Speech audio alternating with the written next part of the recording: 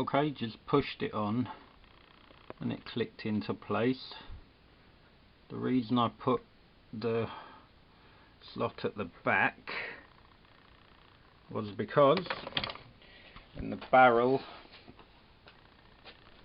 there is a hole where a pin goes through into there. Once the barrel's back on and the pin is in place, that does not move backwards and forwards. Not enough to worry anything anyway. One thing I have noticed is that the width of this, the new one, is slightly wider than the old. To get the old one off, I took it off because the end of it snapped.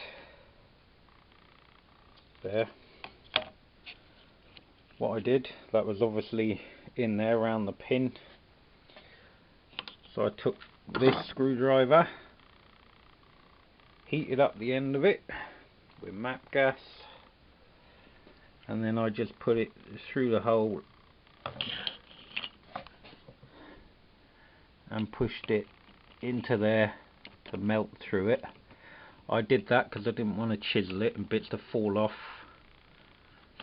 into the sump. It worked lovely anyway. When I pulled it out, this bit just bent back and it came out. It wasn't easy, but it wasn't hard either.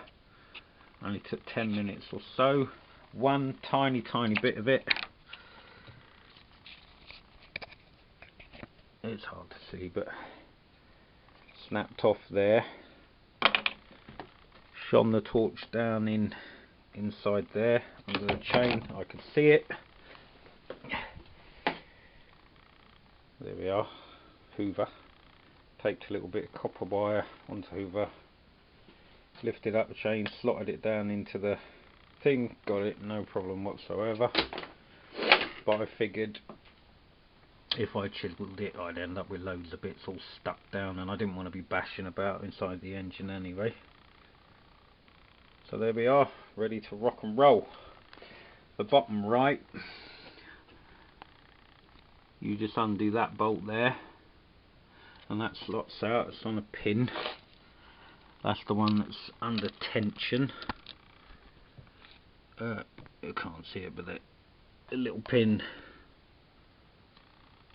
down in there anyway just comes out, and you can just pull that out and pop that one in. That's the easiest one, I'd say. And then the lefts, well, the lefts are all good, so I'm going to leave those alone. But I think a similar technique would work to get those off. Chris Harris says knock this pin through, which is a bit of a nightmare to get the top. That holds the top two rails, and it wouldn't budge. So there we are. Yeah, that's that. Okay, cheers.